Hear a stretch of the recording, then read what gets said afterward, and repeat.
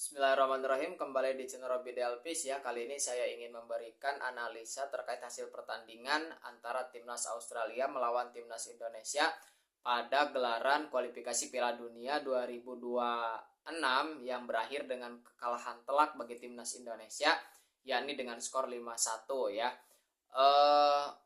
Ini pertandingan yang penuh intrik ya, penuh sangat plot twist gitu kan, begitu menarik ceritanya.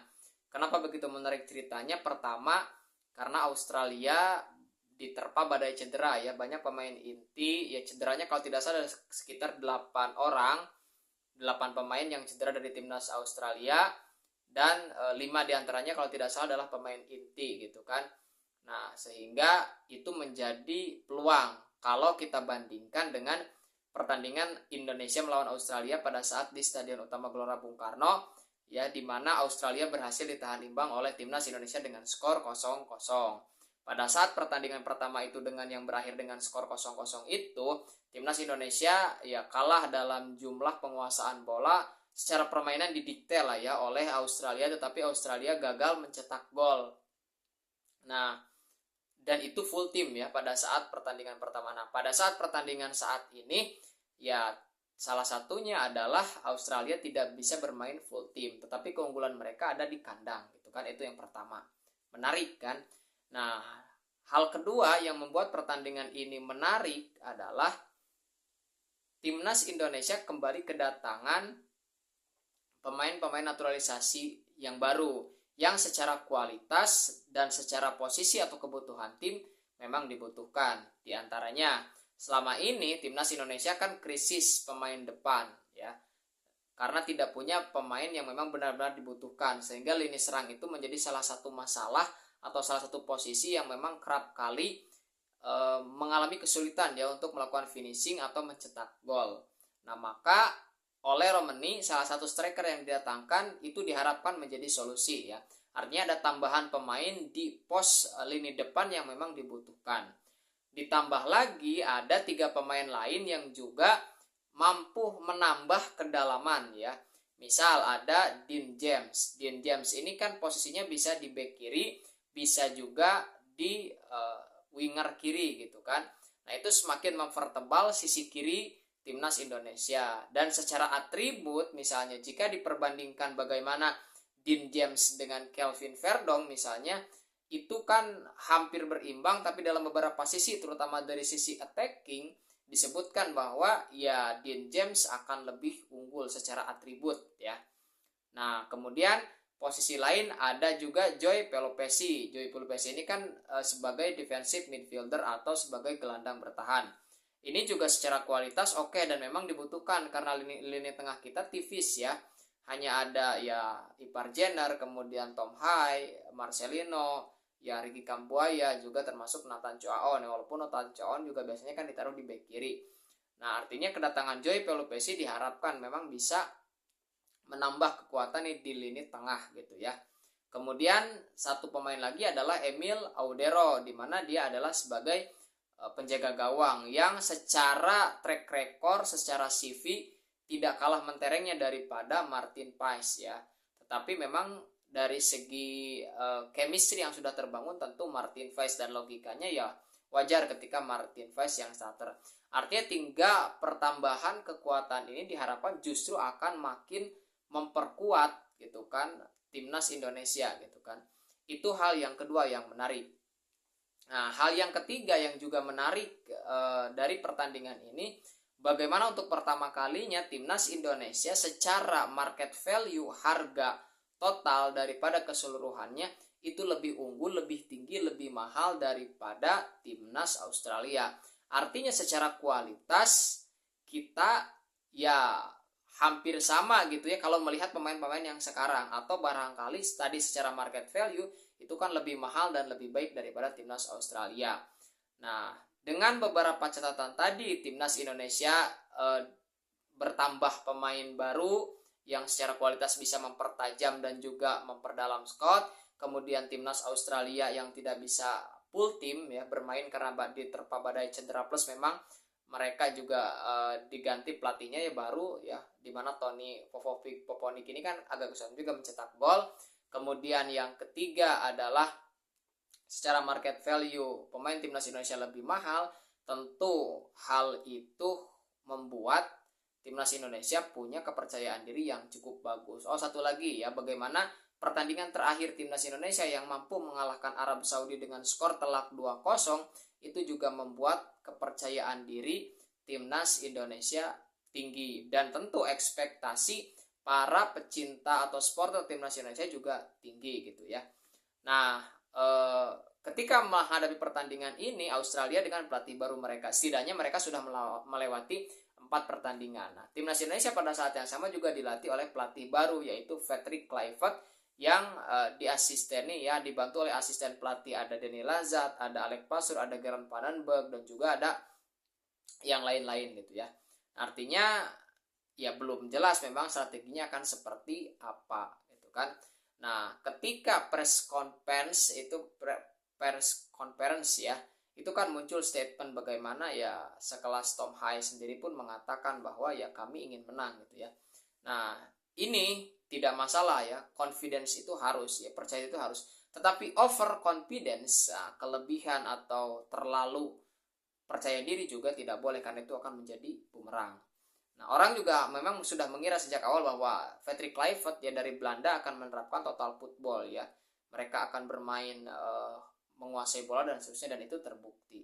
Nah, sayang seribu sayang memang ketika masuk ke pertandingan, nah ini ada cukup saya termasuk yang terkejut ya, bagaimana di 10, 15 sampai 20 menit pertandingan pertama atau setidaknya sampai terciptanya gol yang pertama dari Australia lewat titik putih, itu permainan timnas Indonesia luar biasa, total menyerang, garis pertahanannya tinggi, kemudian mereka berani menguasai bola. Nah, sampai dengan ya kan ada satu momentum sebetulnya sangat penting ya. Kalau kita analisa dari dua pertandingan ini, dari dua babak ya dari pertandingan ini. Kita lihat dulu analisa di babak yang pertama. Nah, ketika di babak yang pertama timnas Indonesia langsung mengambil inisiatif menyerang, padahal timnas Indonesia bukanlah tuan rumah. Sebaliknya tuan rumah Australia justru bersifat menunggu gitu ya. Menunggu, kemudian mereka akan melakukan counter attack gitu kan. Seperti itu. Nah, ada satu momentum yang sangat penting bagaimana pada saat itu Rafael Struijk kan dilanggar ya di kotak penalti, dan pada saat itu langsung diberikan penalti gitu. Nah, ini ya momentum yang sangat bagus, peluang emas terbaik gitu kan. Selain sebelumnya memang ada sundulan kan dari, kalau tidak salah crossing dari Kelvin Verdong, kemudian Jai Jes, tapi sayang bisa diselamatkan oleh penjaga gawang timnas Australia. Nah, tetapi ketika ketika ada peluang emas itu, kemudian Kevin Dix ya, yang memang notabene dari 12 pertandingan di Copenhagen itu bisa mencetak gol ya, satu diantaranya yang gagal, ternyata gagal. Nah, itu yang saya rasa berpengaruh ya pada mentalitas mereka, pada psikologis para pemain, sehingga akhirnya terlihat tuh dari sana cukup down ya. Nah, semakin down ketika Nathan Choaon melanggar pemain timnas Australia, diganjar penalti dan ternyata masuk. Nah, itu semakin menambah down ya para pemain. Kemudian setelah kemasukan gol kan, formasi yang tadinya 4-3-3 dirubah menjadi 3-5-2 gitu kan. Langsung berubah gitu kan. Dari satu babak itu dari 4-3-3 yang tidak bertahan lama kemudian menjadi 3-5-2 ya. Nah, kalau kita lihat dalam pertandingan ini, menurut saya gitu kan, saya melihat ya penguasaan bola oke, tetapi ritme belum rapi, kemudian koneksivitasnya tidak terjaga. Saya punya banyak catatan tentang pertandingan ini ya. Nah, yang pertama soal tingginya gitu kan, bagaimana tingginya lini belakang, jadi pertahanannya cukup tinggi. Padahal pertahanan yang tinggi, permainan terbuka itu kan beresiko sekali, dan akhirnya kan kita memang terkena counter seperti itu. Kemudian yang kedua, pressing dilakukan sejak lini depan ya, lini depan dilakukan pressing mengganggu, tapi ketika gagal, nah lini tengah kita ya Nathan Choaon menurut saya terlalu banyak menguasai bola sehingga transisi positifnya menjadi lama ya. Nah, Tom Hai perannya sangat diikat oleh pemain Australia sehingga tidak terlihat. Marcelino juga sama ya. Jadi lini tengah kita terisolir ya, Marcelino Ferdinand, Tom Hai, sehingga sulit. Dan kita lebih banyak menggunakan serangan itu dari sisi kiri ya, dari sisi Calvin Verdong ada Dim James, kemudian juga oleh Lermeni, atau kadang-kadang Rafael Strike yang switch play ya, yang berganti ya, fleksibel berganti posisi. Nah, pada beberapa momen juga terlihat bagaimana ketika sisi kiri, karena pemain numpuk di sisi kiri ini, ada Dim James, ada Calvin Verdong di sana. Nah, maka opsinya adalah dengan memberikan umpan silam ya, dan biasanya umpan silang, dan itu dilakukan oleh Calvin Verdong berkali-kali ke Kevin Diggs, tetapi juga tidak maksimal. Nah, yang saya heran memang ketika di lini tengah dan lini masuk agak ke lini depan, itu kita bermain dengan sentuhan bola-bola pendek ya. Tetapi entah kenapa dari sana langsung menghujani timnas Australia itu dengan long ball passing ya, menaruh bola di belakang back daripada Australia ya. Mungkin bisa saja alasannya adalah karena mereka berpostur tinggi agak lamban sehingga kita menaruh kecepatan, tapi itu tidak terbukti. Yang kedua, akurasinya juga bermasalah dan terlihat semakin lama justru makin terbaca gitu kan, sehingga mereka bisa mengantisipasi serangan-serangan dari timnas Indonesia. Nah, di saat posisi seperti itu, nah, satu yang harus dimunculkan adalah kreativitas. Artinya harus ada tusukan-tusukan dari pemain tertentu. Itu di babak pertama sama sekali tidak terlihat. Nah, saya mau lihat ke gol yang kedua ya, gol yang kedua atau yang ketiga gitu kan. Bagaimana pemain itu diberi keleluasaan di lini belakang gitu kan. Ada 5 pemain tapi tidak ada satupun, 5-6 pemain di lini belakang itu, tetapi tidak ada satupun yang memberikan press ya, memberikan pressing. Itu leluasa banget itu pemain Australia itu, sehingga ya walaupun bisa diantisipasi pertama oleh Martin Weiss, tapi kemudian reboundnya tidak bisa karena itu leluasa sekali gitu ya. Nah, itu sangat disayangkan. Oke. Nah, jalan masuk ke babak yang kedua juga tidak ada perubahan signifikan. Masuk Eliano Renders ya lumayan, ada sedikit tusukan tetapi tidak begitu ya. Artinya memang ketika deadlock seperti itu, ketika main menyerang, nah Australia kan mainnya defensif, defense counter ya, mereka rapih sekali nih, menjaga kedisiplinan. Kemudian mereka menerapkan formasi 5-4-1 ketika bertahan. Nah, timnas Indonesia memang mencoba menaruh banyak pemain ya di depan, tetapi tidak ada tusukan-tusukan yang oke, tidak ada tusukan-tusukan yang berarti, sehingga ya tetap deadlock. Sehingga penguasaan bola yang begitu besar, saya sampai 60% lebih, itu menjadi ya terkesan sia-sia gitu kan. Nah, kalau kita lihat total tembakan kan, total tembakan timnas Indonesia lebih banyak ya. Kemudian total tembakan yang mengarah ke gawang kan timnas Australia itu hanya 4 ya, kalau tidak salah 5. Nah, sedangkan Indonesia 7, tetapi hanya 1 cetak gol, itu dari oleh Romani. Nah, artinya dari segi efektivitas jelas timnas Australia lebih efektif. Mereka minim penguasaan bola tetapi defense, kemudian melakukan counter attack, dan ya terbukti tercetak 5 gol.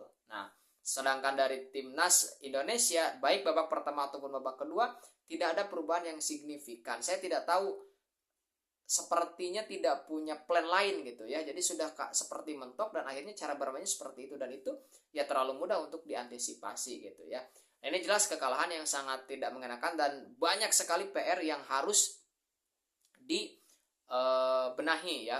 Pertama dari sisi pertahanan ya buruk ya, pertahanan kita buruk gitu kan, kita berkali-kali kena counter attack. Ya memang timnas Australia kan tidak bermain dari open play ya, mereka juga bermain mendapatkan gol itu kan dari set piece juga, tetapi ya terkena counter attack kemudian gagal dari set piece, itu menunjukkan bahwa buruknya lini pertahanan yang selama ini memang harus diakui pada era Sintayong cukup kuat. Jadi peristiwa ini mengingatkan kita pada pertandingan di Oktober atau November ya, musim sebelumnya ya, tahun-tahun sebelumnya, bagaimana Coach Sintayong juga dibantai oleh Irak ya dengan skor yang 5-1 gitu kan. Nah, sekarang juga sama gitu ya. Dibantai dengan skor 5-1 padahal ini pertandingan sangat krusial.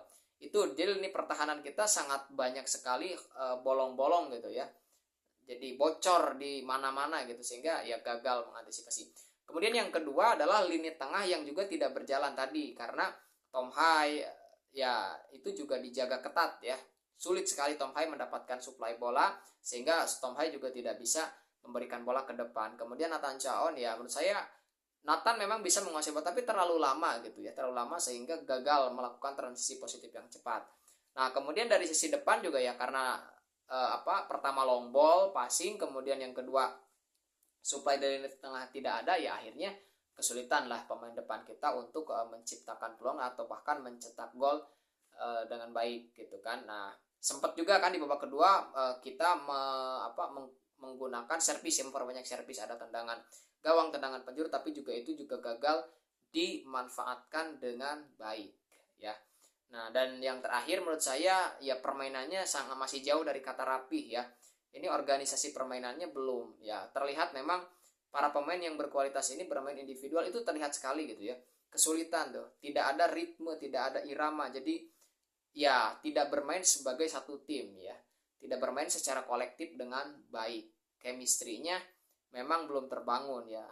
Karena waktunya memang juga harus diakui mepet barangkali ya, cuma 2 hari bertemu, berkumpul, kemudian lalu bermain gitu ya.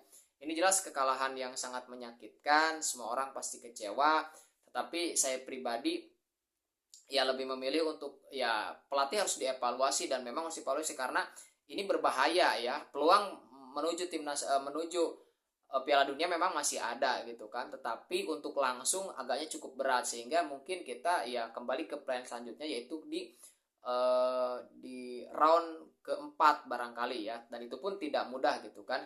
Nah, tetapi peluang itu tetap masih ada. Nah, saya harap ini ada evaluasi yang betul-betul menyeluruh, sehingga nanti di pertandingan selanjutnya melawan Bahrain itu bisa lebih optimal ya, seperti itu. Karena ya kalau permainannya seperti pada pertandingan melawan Australia, saya pun menjadi was-was ketika harus bermain melawan Bahrain, karena Bahrain juga cukup oke. Bagaimana mereka menahan imbang sampai menit 60 lebih, itu timnas Jepang yang kita tahu ya.